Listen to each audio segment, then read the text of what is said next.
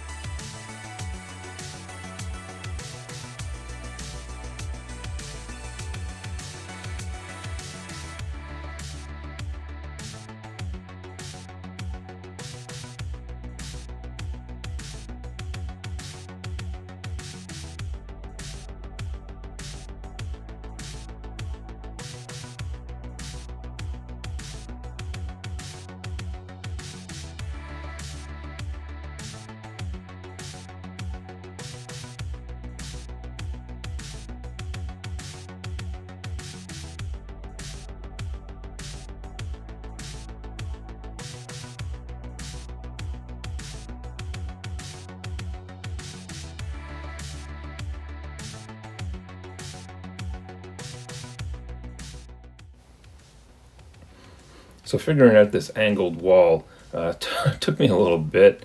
I actually used Studio for the first time just to kind of figure out, spacing and whatnot. Just because I'm trying to get the different dimensions with the 45 I needed for the 45 degree. And then that just slides down there in between the walls. But some of the other things that Studio helped me figure out was the placement of that stud, of how far back it needed to be, and why I ended up using that 3x3 plate. It gave me the perfect distance. Then we just put this cut plate in. I'm going to secure this with a few tiles.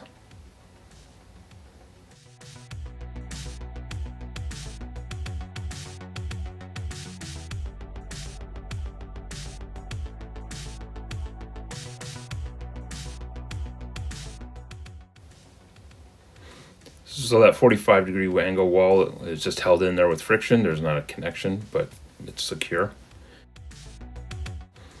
And then we're just going to use some of these 1x2 with the corner cut tiles. I love these things. It's a great new part, or newish part anyways.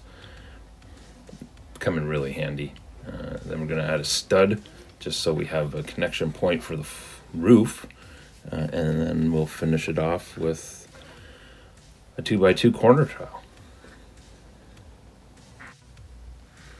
Now, before I forget, let's add some modified 1x1 rounded plates with the bar to the top of these columns just to finish it off. Also provides another connection point for the roof.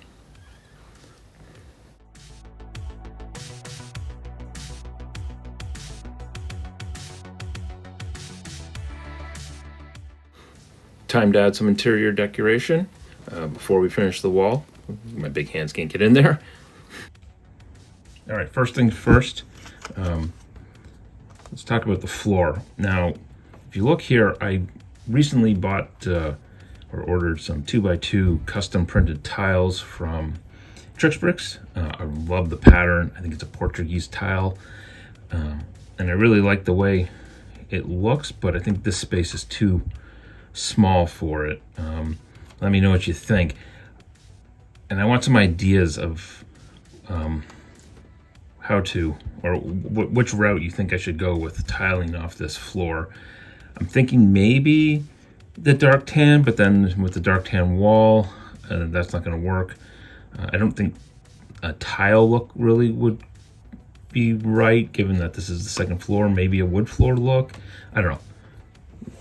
Let me know in the comments some of your ideas, and I will do that in a future update. And we'll come once I finish it, and I'll come back and talk about what I did. Need your help here, guys. That said, let's look at this wall. So my thought was to add these studs not on the side there. That's those was it 2 2/3 brick or plate with the stud on the side. It's got the rounded edge. I think it's a fairly new piece too. But I was thinking about using that to hang some kind of artwork to basically cover up the backside of that 45-degree wall.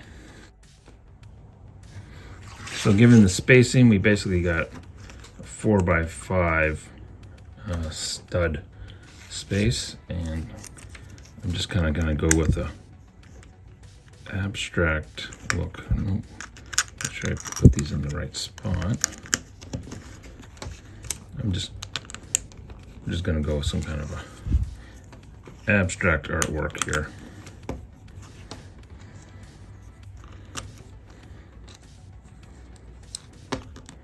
And I didn't have a 1x3, so we're going to use a 1x2 and a 1x1. That look artworky, like an artwork. All right, and then just put that there. I think that looks pretty good.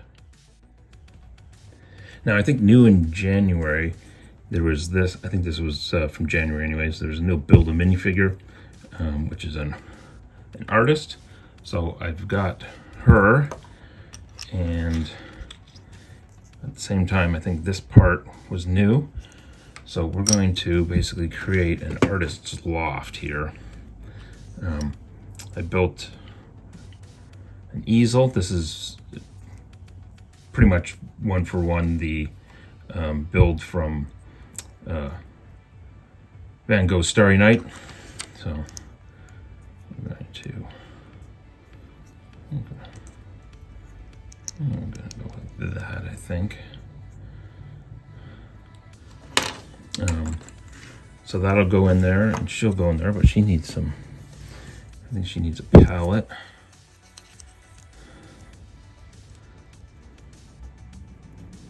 And a paintbrush. Oh, it's not the same green, but at least there's green on the brush. A little bit yellow, a little bit of red. That will work. And then we're going to also add some paint cans. I didn't have any round bricks, so I just used stacked up 4 round plates, and we're gonna add these in, and then we're gonna put can topper, like a lid topper. So that's gonna be our paint cans. I got one of those. I'm gonna do one in brown. I think these were actually maybe used for as cake icing, but I think it works as a paint can as well. So there we go. And I guess we will just, I'm definitely gonna need some tiles in here so I can, some jumpers and stuff, but for the moment we are just going to line those up. Yep. Actually, you know what, you may hold that thought. I'll be right back. All right, we're gonna replace one of those lids with a jumper. I guess let's just do this one. And once we figure out what we're gonna do with the floor based on your guys' suggestion, we will come back and we will get this all sorted. But there we go, we got some paint cans.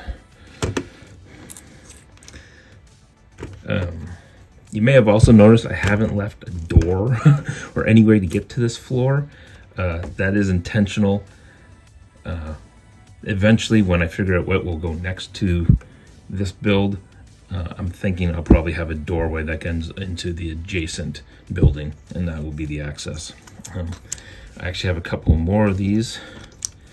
So I think we're just going to lean these up against the wall. This is like they're mass producing paintings for, you know, sell at the flea market or something. So I'm gonna just lean those up against the wall for the moment. And then just make sure we get some good light.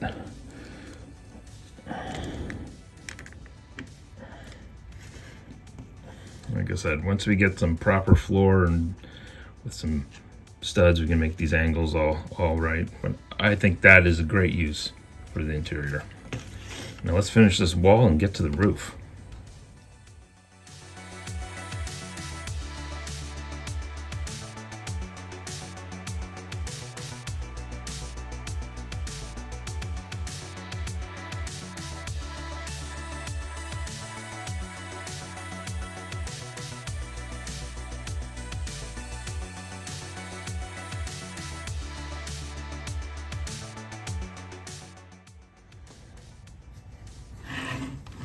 There we go, second floor done.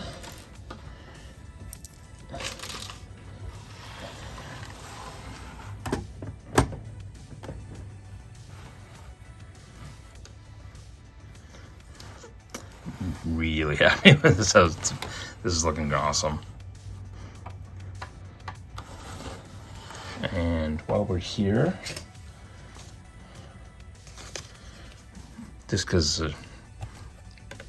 I'm gonna cover this up a little bit. If I can, there we go.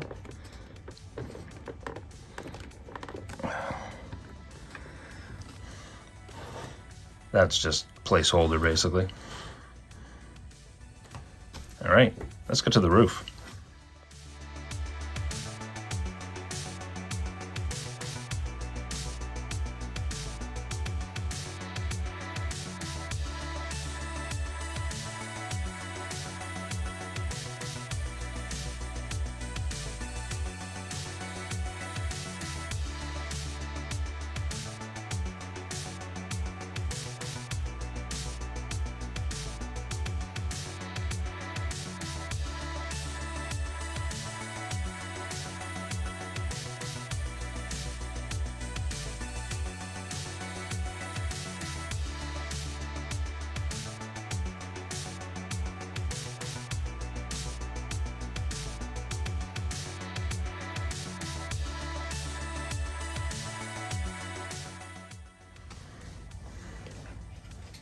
Time to top this, just like a cake.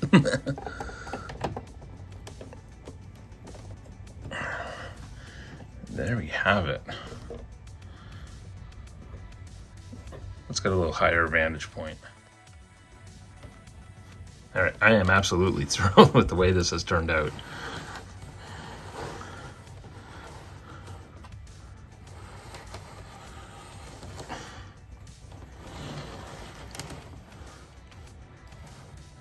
Let me know what you think. And before we go, I did promise a couple of revisions to the ground floor, so let's get back into the bakery.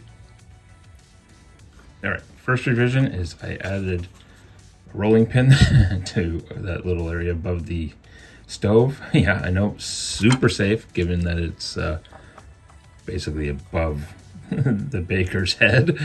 Hopefully it doesn't roll off. And then, because I said last time I wanted to get a croissant in there, so I've got an uncooked croissant. I'm just going to do this little side table, which will go down in there next to the baker. And then the last thing is I put this bagel rack in. Not sure how I feel about it. Let me know what you think. You can kind of see the bagels also, or bagels. Let's try that again. Try to put this pretzel rack in there. Not sure how I feel about it. I don't know. Let me know what you think. It may be just a little too crowded and I need to find a different spot for the pretzels. But those are the revisions I've done. Yeah. There you go, the little sideboard table that I built so that it looks like it has a flip up front to make for more workspace. And then the baker will go back into their spot. And then when you're looking through the window, you can see that unbaked croissant. Oh, and then one more thing. Replace that dark blue-gray box with the reddish brown. And I dropped the baguette, but we'll get that back in there. Thank you, everybody, for your patience and sticking with me on this. It was a little bit later than I had hoped, just because I was waiting on some of those parts for the interior. But as always, thanks so much for your support. Look forward to seeing you again in the next one. And don't forget to subscribe if you're new to the channel. Drop a like on the video. Really helps out. And please, don't forget to comment. Until next time, see ya.